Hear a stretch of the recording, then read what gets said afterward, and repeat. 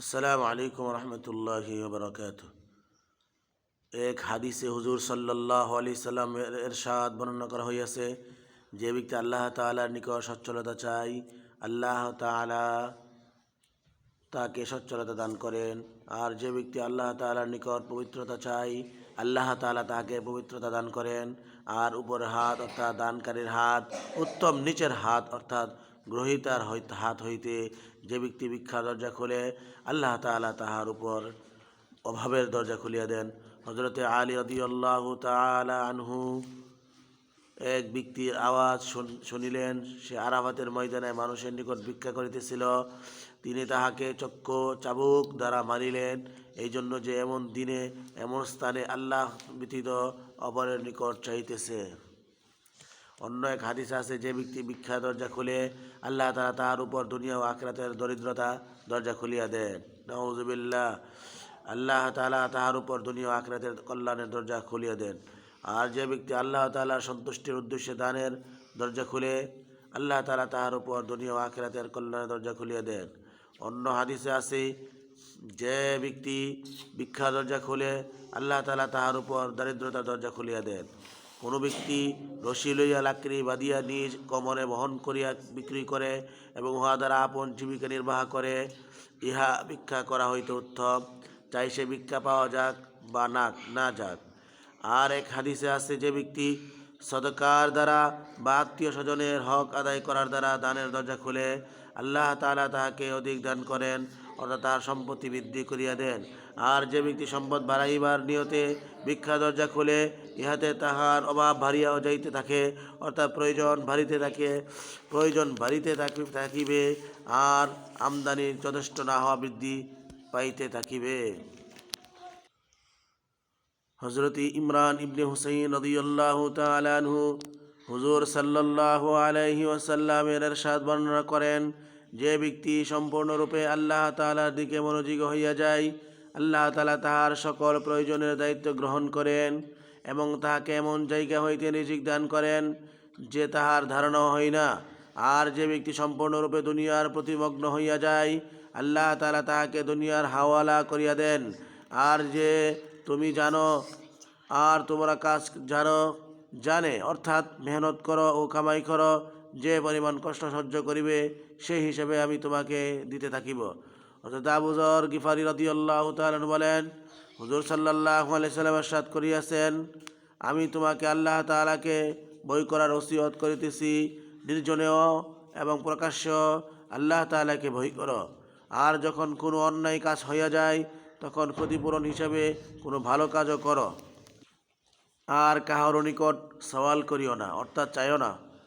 কাহারও আমানত রাখিও না। দুই ব্যক্তির মাঝখানে ফয়সালাকারী হইও না, কেননা ইহা অনেক গুরুত্বপূর্ণ কাজ।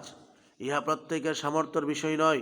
এক হাদিসে হুজুর সাল্লাল্লাহু আলাইহি ওয়াসাল্লামের ইরশাদ রহিয়াছে, যে ব্যক্তি অল্পের উপর রাজি হইয়া যায় এবং সন্তুষ্ট থাকে আর আল্লাহর উপর তাওয়াক্কুল করে, সে কামাই করার মেহনত হইতে চিন্তামুক্ত হইয়া যায়।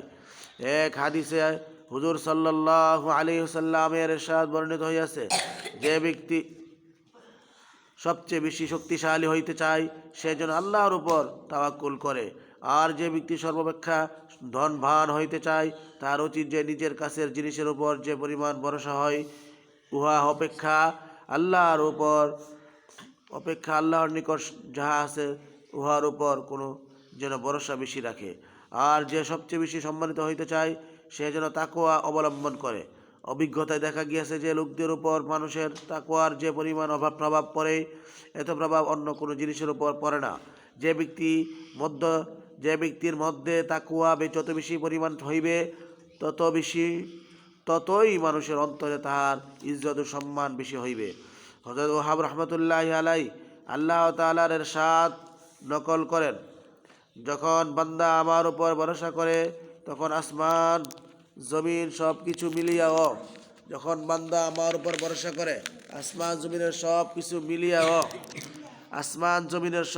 মিলিয়াও যদি তাহার সহিত ষড়যন্ত্র করে, তবে আমি তাহার জন্য রাস্তা বাহির করিয়া দিব। হযরত ইবনে আব্বাস রাদিয়াল্লাহু তাআলা বলেন, আল্লাহ তাআলা হযরত ঈসা আলাইহিস সালামের উপর হযরত ইবনে আব্বাস রাদিয়াল্লাহু তাআলা আনহু বলেন, আল্লাহ তাআলা হযরত ঈসা আলাইহিস সালামের উপর ওহী পাঠাইলেন যে আমার উপর তাওয়াক্কুল করো, আমি তোমার জরুরত সমূহের জিম্মাদার হইয়া যাইব। আমাকে ছাড়া অন্য কাউকে নিজের বন্ধু বানাইও না, যেন আমি তোমাকে ত্যাগ না করি। অন্য অনেক হাদিসে এই ঘটনা উল্লেখ করা হয়েছে যে হযরত আওফ ইবনে মালিক রাদিয়াল্লাহু তাআলার পুত্রকে কাফেররা কয়েদ করিল এবং চামড়ার রশি দ্বারা খুব মজবুত করিয়া বাঁধিয়া রাখিল। তাহার উপর অত্যন্ত কঠোর নির্যাতন করা হইত, তাহাকে ক্ষুধার্ত রাখা হইত। তিনি তাহার পিতার নিকট কোনো রকমের নিজের অবস্থা জানাইয়া খবর পাঠাইলেন যেন হুজুর সাল্লাল্লাহু আলাইহি সাল্লামের নিকট তিনি দোয়ার জন্য আবেদন করেন। যখন হুজুর সাল্লাল্লাহু আলাইহি সাল্লাম জানিতে পারিলেন, তখন বলিলেন তাহার নিকট এই বলিয়া পাঠাও যে সে যেন আল্লাহ তাআলাকে ভয় করিতে থাকে, তাকে অবলম্বন করে এবং তাহারই উপর তাওয়াক্কুল করে এবং সকাল সন্ধ্যা এই আয়াত তেলাওয়াত করে। লাকাদ জাআকুম রাসূলুম মিন আনফুসিকুম আযীযুন আলাইহি মা আনিতুম হারিসুন আলাইকুম বিল মুমিনিনা রাউফুর রহিম। فإن تولوا فقل حسبي الله لا إله إلا هو عليه توكلت وهو رب العرش العظيم। এই আয়াত যেন সে পড়িতে থাকে। তাহার নিকট যখন এই সংবাদ পৌঁছিল, তখন তিনি এই আয়াত পড়িতে শুরু করিলেন। একদিন আপনি সেই রশি ছিঁড়িয়া গেল, তিনি তাহাদের কয়েদ হইতে ছুটিয়া পালাইয়া আসিলেন এবং তাহাদের কিছু পশু ইত্যাদিও ধরিয়া লইয়া আসিলেন। হযরত ইবনে আব্বাস রাদিয়াল্লাহু তাআলা বলেন, যে ব্যক্তির কোনো বাদশাহ জুলুমের ভয় হয় অথবা কোনো হিংস্র জন্তুর অথবা সমুদ্রের ডুবিয়া যাইবার ভয় হয়, সে যদি উক্ত আয়াত শরীফ তেলাওয়াত করে তবে ইনশাআল্লাহ তার কোনো ক্ষতি হইতে পারে না, তার ক্ষতি হইতে কোনো ক্ষতি হইবে না, সে ক্ষতি থেকে বেঁচে যাবে। সুবহানাল্লাহ, সুবহানাল্লাহ।